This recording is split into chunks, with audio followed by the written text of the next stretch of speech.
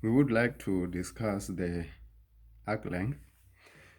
Simply put, we are interested in finding the length of our curve from P0 to Pn, or from in the interval A to B.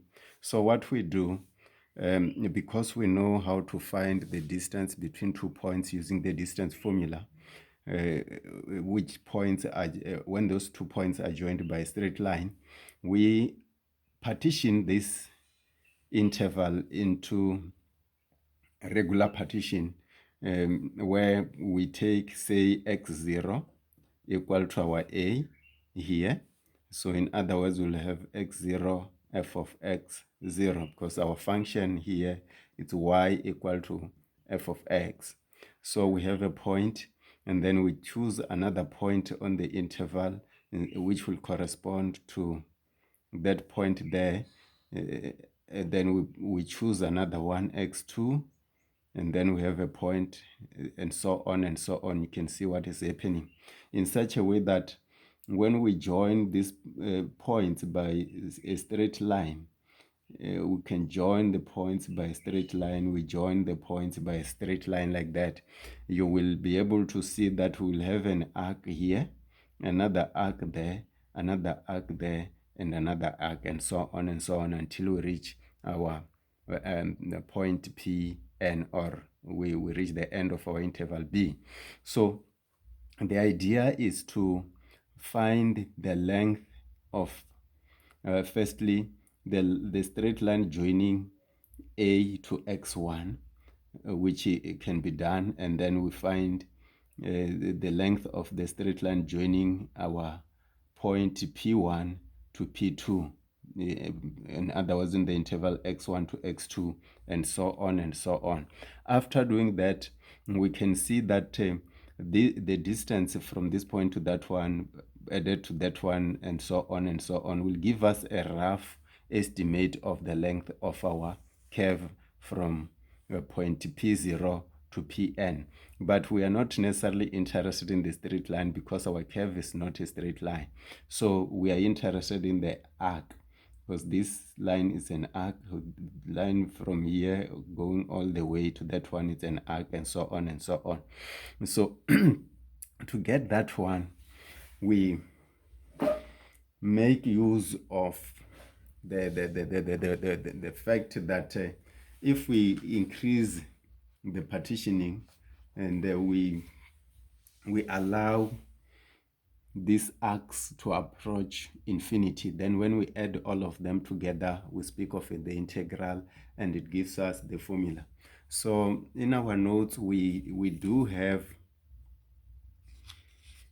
we have driven the formula. You can read what we have done here. It will give you a rough idea of what is going on. When you reach page 45, you will see that we are now talking of the distance formula, and then we go on to talk of the Riemann sum, stuff like that, of a continuous function. But what we are interested in is that since we are dealing with a smooth curve, in other words, when you find the derivative will be continuous, and so on and so on. In other words, you can find its derivative, and so on. And so we will end up with this kind of a definition, where we say that if we let f be smooth on the interval AB, then the arc length of the graph of f from P A to f of A to Q B f of B is given by L equal to the integral from A to B of the square root of 1 plus f prime of x squared dx, which can also be written like that. So what we are interested in summary, what you need to know from this is that the length of our arc is the integral from A to B. Then you take the square root of 1 plus f prime of x. Then you square that, you integrate with respect to x. which can also be written as the integral from a to b square root of 1 plus dy dx all squared dx. So it can be done this way, and at times we may still speak of the integral from c to d of the square root of 1 plus f prime of y dy, like that, which is the same thing as the integral from c to d of the square root of 1 plus dx dy all squared, then dy. So this will be in terms of y. The one on top, it's in terms of x, and we are interested in the one which is in terms of x for that matter. So moving on, we take an example. Trying to show. Just take an example. I just want to get a clean piece of paper. Take an example. Our example will be as follows. We say that find the length. Example.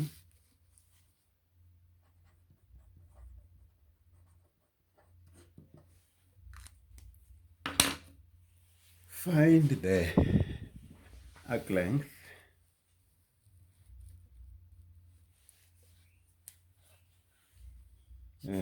find the length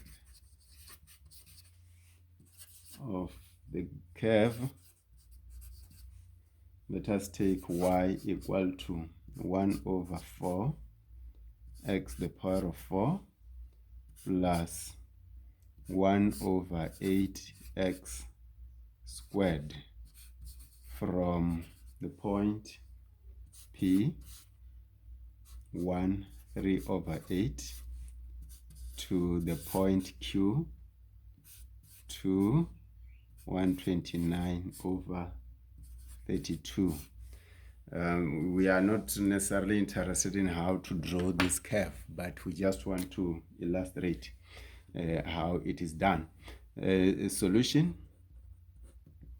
We understand that the length will be given by the integral from a to b, the square root of 1 plus dy dx all squared dx. Now let us do it in pieces, trying to figure out how it looks like, because what we are interested in, we must find dy dx, and then we square that, we add to 1, we take the square root. After simplifying that, is then that we will be able to integrate and evaluate the integral from a to b of this expression that we are given there. So we have y equal to 1 over 4 x the power of 4 plus 1 over 8. Let me write x the minus 2 like that.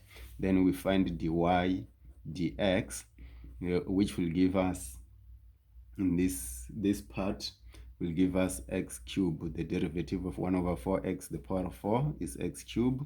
This will be a minus.